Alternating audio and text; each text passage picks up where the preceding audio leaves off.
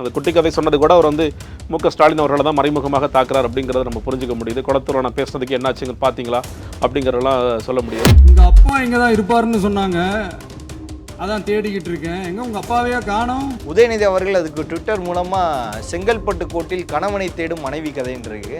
இது ஏற்புடையதா? நீங்கள் வந்து அவங்கள மேலும் மேலும் புண்படுத்துகிற வேலைகளை பண்ணீங்க அப்படின்னா அவங்க அதற்கு உண்டான பதிலடி கொடுப்பாங்க. நான் சொன்னேன் 2 பேருமே தவிர்த்து கூட நான் பார்த்துட்டேன். அரசியல் ரீதியாக இப்போ அவங்க அப்பா இருக்கிறாரு, அரசியல் ரீதியாக பேசுகிறோம், அரசியல் ரீதியாக அட்டாக் பண்ணுறோம். பட் ஆனால் மனைவி இழுக்கிறது சரியா அப்படின்ற மாதிரி வெச்சுவல் வாரியர் சில பேர் கேள்வி எழுதுறாங்க. இல்லைங்க, நீங்கள் அதை சொல்கிறேன் இல்லையா, அந்த அவையில் அவர் இருந்தாருன்னா பிரச்சனை இல்லையே. ஆனால் அரசியலில் அவர் இருக்கிறார். நீங்கள் அப்படி நீங்கள் சொன்னீங்கன்னா அப்போ அது சரினா இது சரிங்கிற மாதிரி ஆகிடும். சட்டமன்றத்திற்குள்ள நீங்கள் வந்து இது பேசுறது அப்படிங்கிறது கிட்டத்தட்ட இந்த ஒரு ஆணவ போக்கு தான் திமுக தோக்குறதுக்கு அதுவும் ஒரு காரணம். ஒரு ஆணவ போக்கு திமுக நிச்சயமா இருந்துச்சு. இங்க இருக்கிற நிறைய பேர் நடுங்கி போய் இதுல நம்ம மேல அவதூறு வேற. அங்கே பார்ட்டி ஃபண்டுன்ற ஒரு ஸ்பீச் எடுத்த உடனே தான் இங்கே பத்திக்கவே ஆரம்பிச்சிச்சு. பார்ட்டி ஃபண்ட்ற ஒன்று நடந்துட்டு தானே இருக்குது. நடைமுறையில் திமுக அதிகமாக வாங்கிட்டு தானே இருக்கிறாங்க. கண்டிப்பாக எல்லா நேரமும் வாங்கிட்டு தான் இருக்காங்க. எலெக்ஷன் நேரத்தில் கூடுதலாகவே வாங்கினாங்க. அப்புறம் எப்படி நாங்கள் வாங்கவே இல்லைன்னு சொல்கிறாங்க? பார்ட்டி ஃபண்ட், கட்சி நிதி அப்படின்ற பேர்ல அடிச்ச கொள்ளையெல்லாம் ஒண்ணா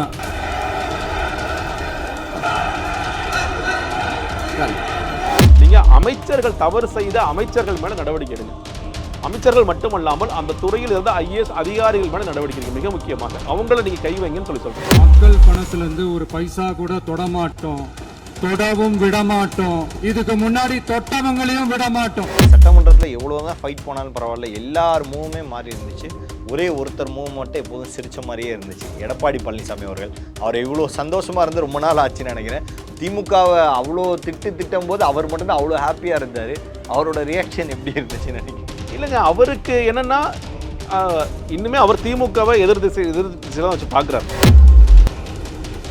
இந்த ஊழலை தடுப்பதன் மூலியமாக மட்டுமே நீங்கள் வந்து கடனே வாங்காமல் என்னால் எலெக்ஷன் மேனிஃபெஸ்டோ இருக்கிறத கொடுக்க முடியும். நீங்கள் அந்த மாதிரி லீக்கேஜஸ் ஸ்டாப் பண்ணி ஒரு 1 லட்சம் கோடியை மிச்சப்படுத்தி இந்த எலெக்ஷன் மேனிஃபெஸ்டோ செஞ்சுட்டிங்கன்னா உண்மையிலே மக்கள் பாருங்கள், இவ்வளோ நாள் 1 லட்சம் கோடி வருஷத்துக்கு ஊழல் நடந்திருக்கு எல்லா துறைகளும் சேர்ந்து. பிரைம் 9 தமிழ் நேயர்கள் அனைவருக்கும் வணக்கம். இன்றைய நம்ம நேர்காணலில் நம்முடன் இணைந்திருப்பவர் அரசியல் விமர்சகர் ஜெகதீஸ்வரன் அவர்கள். சார் வணக்கம். சார், இன்னைக்கு சட்டமன்ற கூட்டத்தொடர் இறுதி நாள் நடந்திருக்கு. ஸோ எதிர்கட்சி ஆளும் கட்சி இரண்டுமே முட்டும் மோதலாமல் போயிட்டுருக்கு. எப்படி இந்த சட்டமன்ற கூட்டத்தொடர் முடிஞ்சிச்சு? உங்கள் பார்வையில் இந்த சட்டமன்ற கூட்டத்தொடர் எப்படி இருக்குது? இந்த இறுதி நாளில் தான் முதல்வர் விஜய் அவர்கள் பேச போகின்றார் அப்படிங்கிறது எல்லாருக்குமே தெரியும். இன்னும் சொல்லப்போனால் இடையிலேயே பேசுங்க அப்படின்னு நிறைய கோரிக்கைகள் வைக்கப்பட்டது. அவர் துறை சார்ந்த கேள்விகள் கேட்கப்படும் போது கூட சபாநாயகர் வந்து அவர்கிட்ட முன்னாடி சொல்லிடுறாங்க போல இருக்கு, 3 நாளைக்கு விஜய் பேச மாட்டார், கடைசி நாள் தான் பேசுவார். அதனால நீங்கள் தப்பித்தவரை கூட முதல்வர் விஜய் பதில் சொல்லுங்கன்னு சொல்லிடக்கூடாது. பள்ளிக்கல்வித்துறை அமைச்சர் ராஜ்மோகன், இந்த துறை அமைச்சர் ஆதவ அர்ஜுனா, இப்படி 2 பேரை தவிர 2 பேர் நடுவில் தான் போட்டிங்கிற மாதிரி அவங்க 2 பேருக்கு நடுவில் தான் நீங்கள் பேசவே தவிர யாரையும் சொல்லிடக்கூடாதுங்கிற தெளிவாக இருக்கிறாங்க. ஸோ எல்லாத்தையும் தொகுத்து எல்லா கேள்விகளுக்கும் 3 நாட்களாக நடந்த எல்லா கேள்விகளுக்கும் பதில் உரையாக விஜய் அவர்கள் கடைசியாக பேசுவார். இன்னும் சொல்லப்போனால் இன்னுமே நம்ம பார்க்குறோம், அவர் வந்து ஸ்கிரிப்டடாக என்ன இருக்கோ அதுதான் பேசுவாரே தவிர இமீடியட்டாக டக்குன்னு ஒரு பதில் கொடுக்குறாருன்னா அதில் அவருக்கு இன்னும் உடன்பாடு இல்லை. அவர் வந்து கொஞ்சம் திணறாரு, ஏதோ ஒன்று சொல்லலாம். அதனால் அவர் வந்து இன்னுமே அதில் இன்னும் பழக்கத்துக்கு வரல அவர். அதனால் இந்த 3 நாட்கள் 4 நாட்களுக்கு என்ன பதில் சொல்லணுமோ, எதிர்கட்சிகளுக்கு என்ன பதில் சொல்லணும், எடப்பாடி பழனிசாமி அவர்களுக்கு என்ன பதில் சொல்லணும் அப்படிங்கிற ஒரு மொத்த உரையாக அவர் வந்து இன்னைக்கு வழங்கியிருக்கார் அப்படின்னு தான் சொல்லணும். ஏன்னா அவருக்கு வந்து இந்த நீங்கள் ஸ்கிரிப்டடாக பேசும்பொழுது அவர் வந்து அது இயல்பாகவே வந்து ஏற்றி இறக்கி எப்படி பதிலுரை கொடுக்கணும் அப்படிங்கிறதுல குட்டி கதை சொல்கிறது, அதெல்லாம் அவரோட ஃபார்மேட், அவரோட ஸ்டைல் ஒன்று இருக்குது. அதுக்கேற்ற மாதிரி அவர் வந்து அதை ப்ரிப்பேர் பண்ணி தர்றாங்க. அதுக்கேற்ற மாதிரி அவரும் ப்ரிப்பேர் ஆகி வர்றாரு. ஸோ அதை வந்து அவர் கனகச்சிதமாக பண்ணுறாரு அப்படின்னு தான் சொல்லி பார்க்கணும். ஸோ எல்லா கேள்விகளுக்குமான பதில்கள் இருக்கிறது. ஆனால் என்னன்னா எதிர்கட்சியினர் கேட்ட எல்லா கேள்விகளுக்கும் பதில் இருக்கிறதா? அவரோட ஸ்கிரிப்டில் நிறைய விஷயங்கள் இருக்குது சொல்கிறாரு. அவர் வந்து இன்னும் சொல்லப்போனால் அரசியல் ரீதியாகவும் சொல்கிறார். அந்த குட்டி கதை சொன்னது கூட அவர் வந்து ஸ்டாலின் அவர்களை தான் மறைமுகமாக தாக்குறார் அப்படிங்கிறத நம்ம புரிஞ்சுக்க முடியுது. குளத்தூர் நான் பேசுனதுக்கு என்னாச்சுங்க பார்த்தீங்களா அப்படிங்கிறதெல்லாம் சொல்ல முடிகிறது. ஆனால் கேட்கப்பட்ட கேள்விகள் என்பது என்னன்னு கேட்டிங்கன்னா, மிக குறிப்பாக மக்கள் படும் துன்பங்கள், மின்சார பிரச்சனை குறித்து நீங்கள் என்ன செய்ய போகிறீங்க, ரோந்து வாகனம் பண்ணுறோம் அதெல்லாம் சொல்கிறார். மறுபடியும் திமுக மேலே பழி போடுற விஷயங்கள் தான் இங்கே நடந்துகிட்டு இருக்கு அப்படிங்கிற பார்க்க முடியாது. இன்றைக்கி என்ன சிக்கல், மே 4ஆம் தேதிக்கு வரைக்கும் என்ன இருந்துச்சு, மே 4க்கு பிறகு என்ன மாற்றம் ஏற்பட்டுச்சு அப்படிங்கிறது ஒன்று. சட்டம் ஒழுங்கு பிரச்சனை பயங்கர மோசமாக இருக்குது, பாலியல் பிரச்சனைகள் நிறையா இருக்குது. இதில் நாங்கள் எடுத்த ஆக்கப்பூர்வ நடவடிக்கைகள் என்ன, அப்படிங்கிற அளவு சொல்லியிருந்தாருன்னா கொஞ்சம் சிறப்பாக இருந்திருக்கும். இல்லை அவர் சொல்லும்போது சொல்லியிருந்தார் 8 மாதங்களாக சட்ட ஒழுங்கு டிஜிபி போடாமல் சட்ட ஒழுங்கு ஆல்ரெடி தமிழ்நாட்டில் தெருவில் இழுத்து விட்டது நீங்கள், அதோட கண்டினியூட்டி தான் இங்கே நடக்குது, நாங்கள் முடிந்த அளவு தடுக்க பார்க்குறோம், ஒவ்வொரு நாள் நாங்கள் அதுக்கான முயற்சி எடுக்கிறோம், ஆனால் 8 மாதத்துக்கு முன்னாடி நீங்கள் பண்ண தப்பு தான் இந்த அளவுக்கு வந்து நிற்கிது அப்படின்னு சொல்கிறோம். இல்லை அதுதான் சொல்கிறேன், நீங்கள் சில விஷயங்களுக்கு பழி போடலாம். இப்போ இப்படியே உதாரணம் சொல்கிறேனே, இப்போ வந்து டிசம்பர் மாதம் ஒரு பெருமழை பெய்து, அன்ஃபார்ச்சுனேட்லி பெய்யுதுன்னு வச்சுக்கோங்க, பெய்யக்கூடாதுன்னு நான் நினைக்கிறேன், பட் பெய்யுதுன்னு வச்சுக்கோங்களேன். அதில் ஒரு வேளை வெள்ளத்தடுப்பு பிரச்சனைகள்லாம் இல்லாமல் திரும்ப கொஞ்சம் வெள்ளம் வந்ததுன்னா நானே சொல்லுவேன், இல்லைங்க போன ஆட்சி வந்து வடிகால் சரியாக முறையாக அமைக்கலை, போன ஆட்சியில் வந்து நிறையா இன்வெஸ்ட் பண்ணாங்க, மத்திய அரசாங்கம் இத்தனை கோடி கொடுத்தாங்க, அது என்ன பண்ணாங்கங்கிற கேள்வி எழும். ஏன்னா திமுகவும் முதல் 2 வருடங்களுக்கு அதிமுக தான் குறை சொல்லி பேசினாங்க.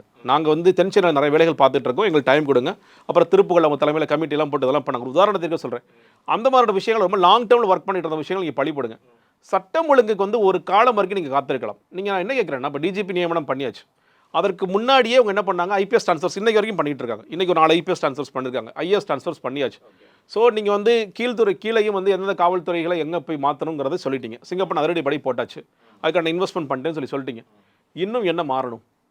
நான் ஏன்னா திரும்ப ஒரு 6 மாதம் கழிச்சு கொஞ்சம் வெயிட் பண்ணுங்க, நாங்கள் வந்து 6 மாதம் தான் ஆகுது அப்படின்னு நீங்கள் கேட்டக்கூடாது.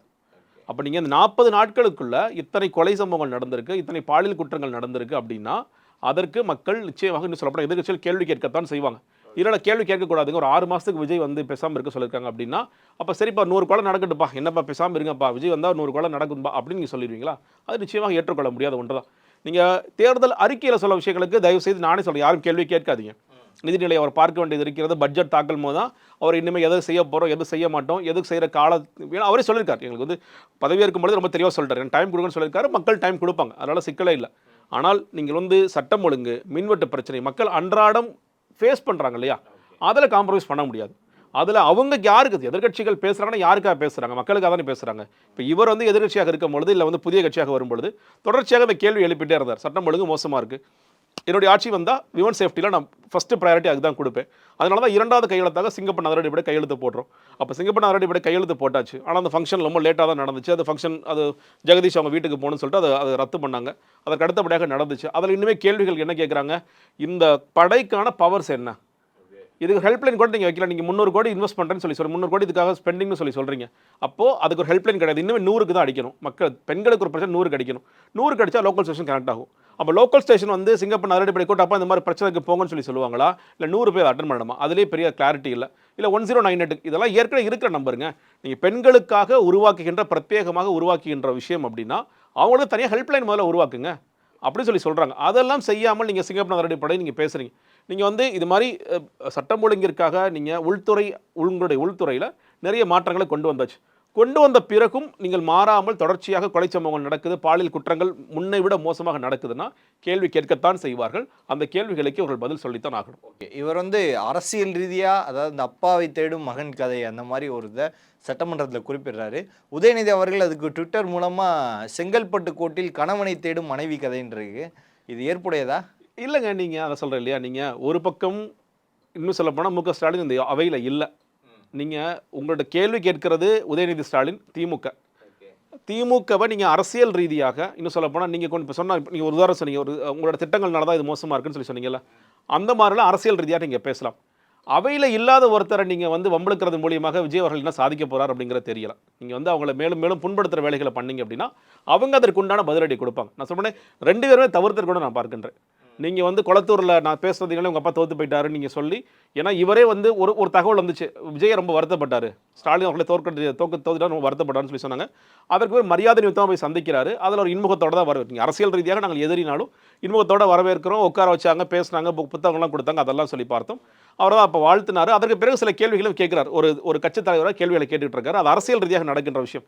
இது கிட்டத்தட்ட பர்சனல் அட்டாக் தான். இது சட்டமன்றத்தில் வந்து உங்கள் அப்பா தேடுற ஒரு பையன்னு சொல்லி சொன்னீங்கன்னா அது பர்சனல் அட்டாக் தான். அந்த பர்சனல் அட்டாக்கு திரும்ப இவங்க சொல்கிறதும் அது மேற்கொண்டு இன்னொரு பர்சனல் அட்டாக் தான். ஏன்னா அவங்களுக்கு நிச்சயமாக ஹர்ட் பண்ணியிருக்கும். எங்கள் அப்பாவை நீ வந்து சொல்கிறீங்க அப்படின்னா அது இன்னுமே ஹர்ட் பண்ணும். அப்போ அந்த ஹர்ட்டுக்கு நாங்கள் மறுபடி பதிலடி கொடுக்கணும் அப்படின்னா நாங்கள் உங்கள் மனைவி விஷயத்தை இழுப்போம் அப்படிங்கிறதா சொல்லுவாங்க. இது வந்து இப்படி யோசிச்சு பாருங்களேன், இது வந்து பத்திரிகையாளர் மன்றத்தில் போய் சொல்லாமல் இல்லை வந்து ட்விட்டரில் போடாமல் சட்டமன்றத்துக்குள்ளே இது எழுப்பியிருந்தால் விஜய் என்ன பதில் சொல்லியிருப்பார்? பெரிய அடிதடி பிரச்சனை. நீங்கள் ஒன்றும் இல்லைங்க, நீங்கள் செவ்வாய் திங்கக்கிழமையா இந்த மேகதாதுக்கான தீர்மானம் போட்டாங்க இல்லையா, அன்றைக்கி மத்தியானம் லைவ் கட் பண்ணாங்க. உங்களுக்கு தெரியும் இல்லையா, லைவ் கட் பண்ணி லைவே வரல. ஏன் வரலன்னு கேட்டால் நீங்கள் ஆஸ்டின் திமுக எம்எல்ஏ ஆஸ்டின் 15 நிமிஷம் பேசியிருக்காரு. அதில் வெளியே வந்து வெறும் 30 செகண்ட் தான். அவர் எந்த அளவுக்கு பேசியிருக்காருன்னா ரூட் மாஃபியா ஜெகதீஷ் இந்த விஷயங்கள்லாம் இழுத்து பேசியிருக்காரு அவர். அதெல்லாம் கட் பண்ணி போட்டாங்க. இப்போ அந்த விஷயங்களுக்கு பதில் சொல்ல முடியாதுங்கிற காரணத்தினால தான் முன்கூட்டியே தெரிஞ்சுக்கிட்டு இதெல்லாம் கட் பண்ணுற அளவுக்கு போகிறாங்க. இப்போ இந்த மாதிரி நடந்துச்சுன்னா இது என்ன ஆகும்னு கேட்டிங்கன்னா இதை கட் பண்ணிடுங்க, சட்டமன்றத்தை நேரடி ஒளிபரப்பு பண்ணால் தான் இந்த பிரச்சனை ஆகும் அப்படிங்கிற மாதிரி ஆகிடும்.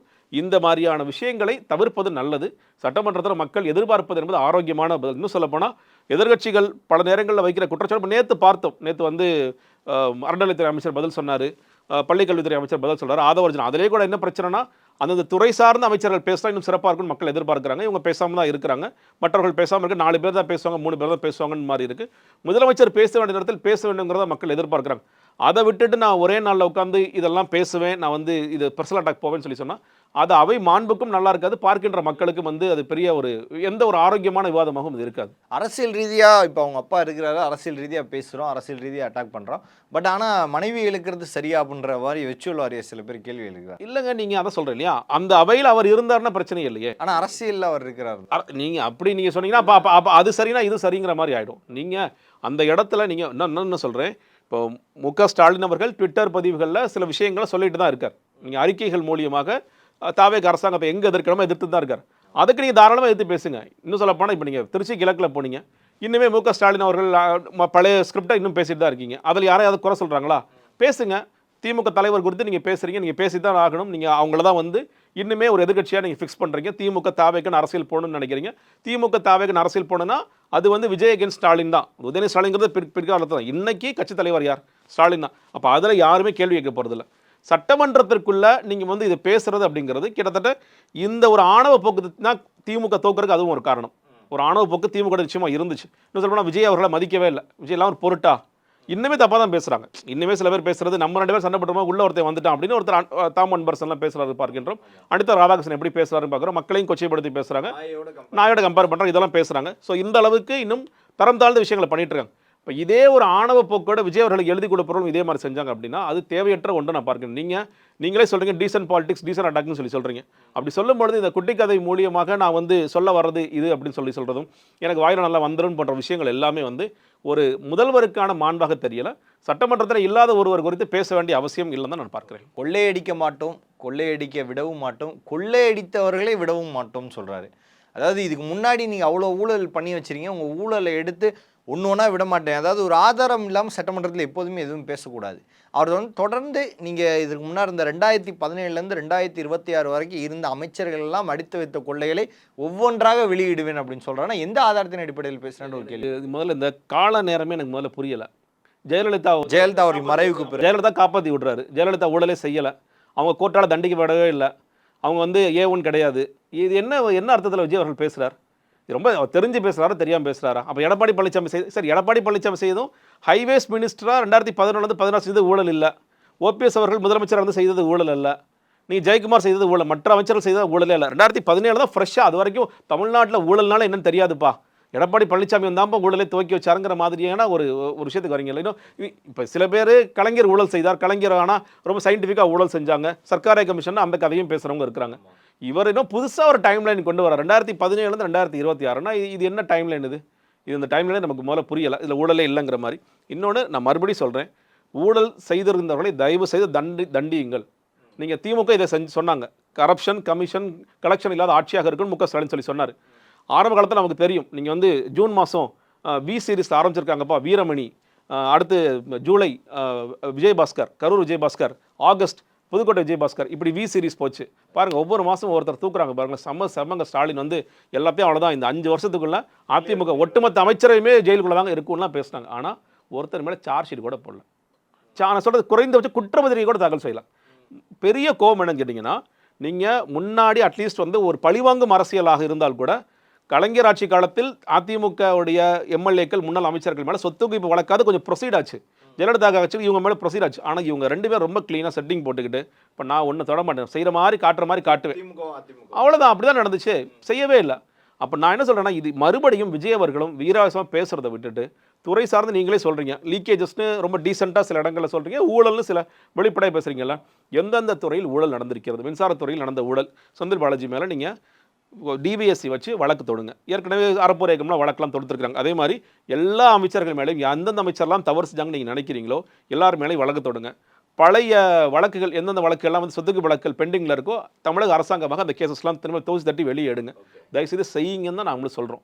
நீங்கள் செய்யாமல் மறுபடியும் ஊழல் நடந்தது. ஏன்னா இன்னொன்று நீங்கள் சொல்லியிருக்கீங்க, இந்த ஊழலை தடுப்பதன் மூலியமாக மட்டுமே நீங்கள் வந்து கடனே வாங்காமல் என்னால் எலெக்ஷன் மேனிஃபெஸ்டோவில் இருக்கிறத கொடுக்க முடியும். விஜய் அவர்கள் சொன்னது நீங்கள் பார்த்தீங்கன்னா 2500 பணம், 6 சிலிண்டரு, மோதிரம், தாலிக்கு தங்கம், புடவை, வேலை இல்லாமல் இருக்கிற அன்எம்ப்ளாய்டுக்கு வந்து கிராஜுவேட்னா 4000, டிப்ளமோனா 2000, +2 1000, இவ்வளோ விஷயம். மீன்பிடி தொழிலாளர்களுக்கு 20000 பெரிய லிஸ்ட் வச்சிருக்காரு. நீங்கள் பொருளாதார நிபுணர்கள்ட்ட கேட்டால் அது எவ்வளோங்க ஆகும்னு கேட்டிங்கன்னா 10 லட்சம் கோடி 20 லட்சம் கோடி கடன் ஆக்குனீங்க தான் முடியும், இல்லாட்டி முடியவே முடியாதுன்னு சொல்கிறாங்க. அப்போ இவர் என்ன சொல்கிறார், நான் 10 லட்சம் கோடியை நீங்கள் அடைக்கலாம் வேண்டாம், அதெல்லாம் ரொம்ப பெரிய டாஸ்க். நான் இனிமேல் கடன் வாங்க மாட்டேன், கடன் வாங்க தேவையில்லை, வட்டி மட்டும் கட்ட வேண்டிய அவசியம் மாதிரி வட்டி மட்டும் கட்டுவோம், ஆனால் கடனே வாங்க மாட்டேன். அவர் என்ன சொல்கிறாரு, ஒரு வருஷத்துக்கு 1 லட்சம் கோடி வரைக்கும் சேவ் பண்ணலாம்னு சொல்கிறார். 1 லட்சம் கோடி சேவ் பண்ணிங்கன்னா தாராளமாக நீங்கள் செய்யலாம். நீங்கள் எங்கேயுமே கடன் வாங்க வேண்டிய அவசியமே கிடையாது. நீங்கள் அந்த மாதிரி லீக்கேஜஸை ஸ்டாப் பண்ணி ஒரு 1 லட்சம் கோடியை மிச்சப்படுத்தி இந்த எலெக்ஷன் மேனிஃபெஸ்டோ செஞ்சுட்டிங்கன்னா உண்மையிலே மக்களும் பாருங்கள், இவ்வளோ நாள் 1 லட்சம் கோடி வருஷத்துக்கு ஊழல் நடந்திருக்கு எல்லா துறைகளும் சேர்ந்து. இதில் வந்து முதலமைச்சருக்கு எவ்வளோ பங்கு போச்சு, அமைச்சர்கள் எவ்வளோ பங்கு போச்சு, எம்எல்ஏக்கள் எவ்வளோ பங்கு போச்சுன்னு மக்களே இது புரிஞ்சுக்குவாங்க. அதனால் நீங்கள் அதை நோக்கி செயல்படுங்க. ஊழல் புரிந்தவர்களை தயவு செய்து நீங்கள் தண்டியுங்கள், அரெஸ்ட் பண்ணாது. பழிவாங்க கோர்ட்டே சொல்லிருச்சு, ஊழல் வழக்கில் நீங்கள் அரெஸ்ட் பண்ண வேண்டிய அவசியம் இல்லை, பட் சார்ஜ் ஷீட் ஃபைல் பண்ணுங்கள், அடுத்தடுத்த கட்டத்துக்கு போங்க, தண்டனை வாங்கி கொடுங்கன்னு சொல்லுது. அதை நோக்கி நீங்கள் போங்க. டிவிஎஸ்சி ரைடு விடுங்க, இன்னிலிருந்து ரைடு விடுங்க, ஒரு மாதம் ரைடு விடுங்க, சார்ஜ் ஷீட் போடுங்க, கவர்னர்கிட்ட போய் பர்மிஷன் வாங்குங்க. அதற்குண்டான வேலைகளை தயவுசெய்து செய்யுங்கள். சும்மா மறுபடியும் எல்லா அரசியல்வாதிகள் போல ஊழல் செய்தார்கள் சொல்லிகிட்டே இருக்கிறத விட அதுக்கான நடவடிக்கைகளை தயவு செய்து இறங்குங்கள். அப்படிதான் நான் சொல்லுவேன். பார்ட்டி ஃபண்ட், அதாவது இந்த சட்டமன்றம் அமைதியான சூழலில் 1/2 மணி நேரம் போயிடுச்சு, ஆரம்பிச்சு 10 மணி வரைக்கும் கரெக்டாக போயிடுச்சு, 9:45 10:15 வரைக்கும். அங்கே பார்ட்டி ஃபண்டுன்ற ஒரு ஸ்பீச் எடுத்த உடனே தான் இங்கே பத்திக்கவே ஆரம்பிச்சிச்சு. என்ன பார்ட்டி ஃபண்ட்ன்றது எல்லாருமே வாங்குறது ஒன்று தான், காலங்காலமாக கேள்விப்பட்ட வரைக்கும் பார்ட்டி ஃபண்ட் வாங்கிட்டு தான் இருக்கிறாங்க. திமுக எதிர்க்கட்சி தலைவர் சொல்கிறாரு, அப்படி வாங்கினா அப்படின்னு சொன்னால் நிரூபிங்க, ஆதாரத்தை காட்டுங்க, எங்கே ஃபைல் பண்ண முடியுமோ ஃபைல் பண்ணுங்க அப்படின்னு கேட்குறாங்க. பார்ட்டி ஃபண்ட் ஒன்று நடந்துட்டு தானே இருக்குது, நடைமுறையில் திமுக அதிகமாக வாங்கிட்டு தானே இருக்கிறாங்க. கண்டிப்பாங்க, எல்லா நேரமும் வாங்கிட்டு தான் இருந்தாங்க. எலெக்ஷன் நேரத்தில் கூடுதலாகவே வாங்கினாங்க. அப்புறம் எப்படி நாங்கள் வாங்கவே இல்லைன்னு சொல்லி இல்லை, அதான் சொல்கிறேன் இல்லையா, அவங்க என்னன்னா இதுக்கு கொடுத்தவங்க யாராவது வெளியே வந்து ஆமாம் மாதம் நான் இவ்வளோ பார்ட்டி ஃபண்ட் கொடுத்தேன் டைரியில் எழுதி கொடுக்க போகிறாங்களா?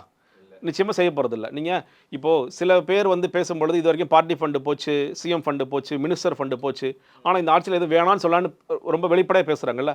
நீங்கள் அவங்கள்ட்டே போய் சார் நீங்கள் சொல்லுங்கள், அந்த 5 வருஷம் திமுக கொடுத்த பார்ட்டி ஃபண்ட் எவ்வளோ லிஸ்ட்டு கொடுங்க. அதிமுக ஆட்சி காலத்தில் நீங்கள் வந்து நான் விஜயோட டைம்லேயே எடுத்து 2017 கூட எடுத்துக்கிட்டு நீங்கள் பார்ட்டி ஃபண்டு கொடுங்கன்னா யாராவது கொடுக்குறாங்கன்னா தயவுசெய்து அவன் சொல்கிறேன், நீங்கள் அந்த ஃபைலை எடுத்துகிட்டு வந்து எப்போ இவ்வளோ உங்கள் காசு உங்களுக்கு போச்சா, இதுக்கு நீங்கள் என்ன பதில் சொல்ல போகிறீங்கன்னு சொல்லுங்கள். இன்னொன்றுங்க, இது ஒரு அமைச்சர் ஏதாவது ஒரு விஷயத்துக்காக இது வாங்கியிருக்காரு அப்படிங்கும்போது ஊழல்ங்கிறதுல வரும். பார்ட்டி ஃபண்டுக்கு பார்ட்டி டொனேஷன்ஸை வாங்குறாங்க, எல்லா பார்ட்டிக்கும் இந்த உரிமை இருக்குது.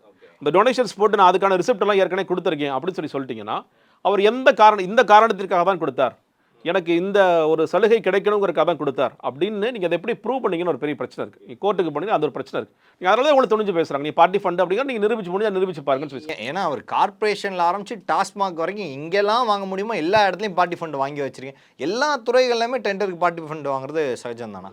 இல்லைங்க, அது டெண்டர்னு நீங்கள் அந்த துறைன்னு தாண்டி இல்லை துறைங்கிறத தாண்டி எந்த நபர் எடுக்கிறாங்க, எந்த நபருங்கிறது எந்த நிறுவனம் எடுக்குதுன்னு ஒன்று இருக்கு இல்லையா, அந்த நிறுவனம் நிச்சயமாக கொடுப்பார்கள். நீங்கள் இப்போ டெண்டரில் உள்ளே போகிறதுக்கே இந்த நிறுவனங்கள் கொடுத்துட்டு தான் இருந்தாங்க. எனக்கு இன்னொன்று, இப்போது இந்த ஆட்சியும் வாங்காமல் விட்டுருவாங்களாங்கிறது பல கேள்விகள் உண்மை இருக்குது. அவங்க வாங்குறாங்க, அது அரசு கஜானாவுக்கு மாத்திரம், பார்ட்டி ஃபண்டை தனிப்பட்ட பார்ட்டி ஃபண்டை அரசு கஜானாவுக்கு மாத்திரன்றதை மென்ஷன் பண்ணுறாரு அவர். தெரியல அது எப்படி மாற்றுவாங்கிறது தெரியல. நீங்கள் வந்து அப்போது நீங்கள் வந்து டொனேஷன்ஸாக நீங்கள் கட்சிக்கு வாங்கிட்டு இருந்ததை நீங்கள் வந்து இதுக்கு அது அப்படியே அரசு கஜானாவுக்கு கொடுங்கன்னு சொல்கிறாங்க. அது எப்படி நடக்கும்னு எனக்கு தெரியல. எனக்கு புரியல. எனக்கு உண்மையில் என்னென்னா, இப்போ ஊழலை தடுக்கிறது, ஊழல் எந்தெந்த வகையில் நடந்தது, பார்ட்டிக்கு ஒரு ஃபண்டு கொடுத்துட்டு இருந்தாங்க, சிஎம்க்கு ஒரு ஃபண்டு கொடுத்தாங்க, மினிஸ்டருக்கு ஒரு ஃபண்டு கொடுத்தாங்கிறாங்க. அந்த ஃபண்டை நீங்கள் அரசு கஜானா கொடுங்கன்னா அவங்க கொடுப்பாங்களா? நீங்கள் என்ன சொல்கிறீங்க, ஊழலே இருக்காது. நீங்கள் வந்து இப்போ உதாரணத்திற்கு ஒரு ரோடு டெண்டர் ஒரு 230 கோடி அப்படின்னா 230 கோடியில் இது வரைக்கும் சார் ஒரு 10 கோடி வந்து மினிஸ்டர் கொடுத்தேன், 10 கோடி சிஎம் ஃபண்டுக்கு போச்சு, 10 கோடி பார்ட்டி ஃபண்டுக்கு போச்சு, இனிமேல் உங்கள்கிட்ட ஊழலே இருக்காது, நீங்கள் வெளிப்படையான ஆட்சின்னு சொல்லி சொன்னீங்கன்னா அப்போ 200 கோடி தான் அவங்களுக்கு வந்து வேல்யூ. அப்போ 230 கோடி நீங்கள் எப்படி அதை வேல்யூ போட முடியும்? அப்போ நீங்கள் அரசு பணத்தில் எப்படி இருந்தாலும் அப்படி தானே ஆச்சு, நீங்கள் அரசு பணத்தில் தானே திரும்ப போகுது. அப்போது அரசு பணத்தை திருடி நீங்கள் இன்கிட்ட கொடுக்காம அரசுக்கே நீங்கள் கொடுங்கன்னு சொல்கிறாங்களா? எனக்கு இந்த கான்செப்ட் எப்படிங்கிறது புரியும், அவங்க விளக்குனாங்க தான் புரியும், அது எனக்கு தெரியல. இன்னொன்று, இந்த பார்ட்டி ஃபண்டுங்கிறத நீங்கள் ப்ரூவ் பண்ண முடியுமான்னு கேட்டிங்கன்னா நிச்சயமாக ப்ரூவ் பண்ணவே முடியாது. ஆனால் முடியாது. எப்படி ப்ரூவ் பண்ணுவீங்க? இவங்க எல்லாத்துக்கும் ரிசிப்டோட ரெடி பண்ணுவாங்க, பழைய டேட் போட ரிசிப்ட் ரெடி பண்ணுவாங்க. சார் ரிசிப்ட் கொடுத்துருக்கோம், நீங்களா விருப்பப்பட்டு தானே கொடுத்தீங்கன்னு சொல்லி கேட்பாங்க. அவ்வளோதான், டொனேஷன்ஸ் கொடுத்தீங்க, நாங்கள் ரிசிப்ட் கொடுத்துருக்கோம், முடிஞ்சு போச்சு அப்படி சொல்லிட்டு போயிடுவாங்க. நீங்கள் செக்காக கொடுத்தீங்களா, கேஷாக கொடுத்தீங்களா, இல்லை கேஷாக கொடுத்தீங்கன்னா நீங்கள் வந்து 10,000 ரூபாய்க்கு கீழே கம்மியாக கொடுத்தீங்க, நல்ல டினாமினேஷன்ஸ் உருவாக்குவாங்க. நீங்கள் நடுவில் வந்து பாண்ட்ஸ் மூலியமாக கொடுக்கலாம்லாம் இருந்துச்சு, அது பெரிய எலக்ட்ரல் பாண்ட்ஸ் எல்லாம் வந்துச்சு. அப்போ எலக்ட்ரல் பாண்ட்ஸ் மூலியமாக நாங்கள் வாங்கணும். இப்போ ஆதவர்ஜனாவே கொடுத்துருக்காரா இல்லையா, பார்ட்டி ஃபண்டை பற்றி பேசணும். அப்போ ஆதவர்ஜனா எதுக்கு கொடுத்தாரு, ஆதவர்ஜனா வாங்கி கொடுத்தாரு, ஆதவர்ஜனா எதுக்காக திமுக வாங்கி கொடுத்தாரு ஒரு கேள்வி இருக்குல்ல. அப்போ இதெல்லாம் நீங்கள் எப்படி ப்ரூவ் பண்ணுவீங்கன்னா பெரிய கஷ்டம். அதனால தான் சொல்கிறேன், நீங்கள் அமைச்சர்கள் தவறு செய்த அமைச்சர்கள் மேலே நடவடிக்கை எடுங்க. அமைச்சர்கள் மட்டுமல்லாமல் அந்த துறையில் இருந்த IAS அதிகாரிகள் மேலே நடவடிக்கை எடுங்க. மிக முக்கியமாக அவங்கள நீங்கள் கை வைங்கன்னு சொல்கிறேன். ஒவ்வொரு முறையும் நீங்கள் அமைச்சர்கள் இப்போது நல்ல நீங்கள் டிஃப்ரென்ஸ் பார்க்கலாம். சொத்து குவிப்பு வழக்கு தான் போடுவாங்களே தவிர கரப்ஷன் வழக்கு, ஊழல் வழக்கு போட மாட்டாங்க. ஏன் தெரியுமா? சொத்து குவிப்பு வழக்கில் அந்த மினிஸ்டர் 2021 தாக்கல் செய்த அஃபிடாவிட் என்ன, 2027 தாக்கல் செய்த அஃபிடாவிட் என்ன, 5 வருஷத்தில் சொத்து வந்து இவ்வளோ ஏறி இருக்கு. சிம்பிளாக பார்த்துட்டு சார் ஊழல் பண்ணாமல் இந்த காசு வராதுங்கிறது முடிச்சிடறாங்க. ஆனால் நீங்கள் ஊழல் வழக்குன்னு போட்டிங்கன்னா இவருக்கு எங்கேருந்து வந்துச்சு, இந்த ஊழல் நடந்ததுக்கான டெண்டர் எது, இந்த டெண்டரை சைன் பண்ண பிரின்சிபல் செக்ரட்டரி யார், கூட இருந்த IAS ஆஃபீஸர்ஸ் யார், கூட இருந்த செக்ரட்டரிஸ் யார், இப்படின்னு பெரிய லிஸ்ட் எடுக்கும்போது பல அரசு அதிகாரிகளும் மாற்றாங்க. அதனால் அவங்க என்ன பண்ணுறாங்க, ஒவ்வொரு ஆட்சி காலமும் இவங்க 2 பேர் மாறி மாறி திமுக பண்ணிட்டு இருந்தது சொத்து குவிப்பு வழக்காக போட்டுருங்க. IAS லாபியை நம்ம தொட வேண்டாம், IPS லாபி தொட வேண்டாம் அப்படின்னு இருக்காங்க. நான் விஜய் அவர்கள் ஊழல் நடந்துச்சுன்னு நீங்கள் ப்ரூவ் பண்ண நினச்சிங்கன்னா சொத்து குவிப்பு வழக்கு தயவு செய்து போடாதீங்க, ஊழல் வழக்காக போடுங்க. கரப்ஷன் சார்ஜஸ் பண்ணுங்கள். கரப்ஷன் சார்ஜஸ் பண்ணி IAS ஆஃபீஸர்ஸ் IPS ஆஃபீஸர்ஸ் யாரெல்லாம் இன்வால்வ் ஆயிருக்காங்க, வேறு துறை சார்ந்து அரசு அதிகாரிகள் யாராவது இன்வால்வ் ஆயிருக்காங்களோ அவங்களாம் தூக்கி ஒழுத்துங்க. அதுதான் வந்து உண்மையான வழக்குங்கிறது. இது சொத்து குவிப்பு வழக்குங்கிறது வழக்கே இல்லை. சட்டமன்றத்தில் எவ்வளோங்க ஃபைட் போனாலும் பரவாயில்ல, எல்லார் மூவுமே மாறி இருந்துச்சு. ஒரே ஒருத்தர் மூவ் மட்டும் எப்போதும் சிரித்த மாதிரியே இருந்துச்சு, எடப்பாடி பழனிசாமி அவர்கள். அவர் இவ்வளோ சந்தோஷமாக இருந்து ரொம்ப நாள் ஆச்சுன்னு நினைக்கிறேன். திமுகவை அவ்வளோ திட்டும் போது அவர் மட்டும்தான் அவ்வளோ ஹாப்பியாக இருந்தார். அவரோட ரியாக்ஷன் எப்படி இருந்துச்சுன்னு நினைக்கிறேன்? இல்லைங்க, அவருக்கு என்னென்னா இன்னுமே அவர் திமுகவை எதிர் திசையெல்லாம் வச்சு பார்க்குறாரு. இன்னும் சொல்லப்போனால் அவர் இப்போ ரீசெண்டாக கூட சொல்லும் பொழுது இந்த அரசியல் என்பது திமுகவுக்கும் அதிமுக அரசியல் தான் சொல்லி சொல்கிறார். விஜய் அவர்கள் வந்து அதிமுகவை இந்த ஆட்டத்தில் சேர்த்துக்கிறது இல்லை, மற்றும் பலர்னு சொல்கிறாரு. இன்னும் சொல்ல போனால் தூர்ந்து போன சக்தி, முடிந்து போன சக்திங்கிற மாதிரி தான் அவர் வைக்கிறாரு. ஆனால் எடப்பாடி பழனிசாமி அவர்கள் நம்பிக்கைன்னு கேட்டிங்கன்னா இது ஒன் டைம் ஒண்டர். இது வந்து ரீல்ஸ்னால வந்தாச்சு, ரீல்ஸ்லேயே காலியாகும், இன்ஸ்டாகிராம்லேயே காலியாகுங்கிறத அவர் வச்சுட்ருக்காரு. அப்போ அவரை பொறுத்த வரைக்கும் இந்த அரசியல் என்பது திமுகவிற்கும் அதிமுகவிற்கும் அரசியல். அப்போ திமுகவை பாஜக திட்டினாலும் அவர் சந்தோஷம் தான் பட்டார், இப்போ தாவே கற்றுட்டாலும் சந்தோஷம் தான் படுவார். திமுக வந்து எக்ஸ்போஸ் ஆகுறதுங்கிறது அவருக்கு நல்லது தான் அப்படி சொல்லி பார்க்குறாரு. நான் அமைதியாக இருந்து நம்ம வந்து ஒரு அண்டர் கிரவுண்டாக இருந்து நம்ம ப்ளே பண்ணலாம் அப்படிங்கிறது அவருடைய நோக்கமாக இருக்கலாம். ஸோ இந்த சண்டை இப்படியே போகட்டும், நமக்கான வேலைகளை பார்க்கலாம் அப்படிங்கிறனால ஒரு சந்தோஷமாக இருப்பான்னு நினைக்கிறேன். இப்போ பல்வேறு அரசியல் கேள்விகளுக்கு பதில் தமைக்காக மிக்க நன்றி சார். நன்றி, வணக்கம்.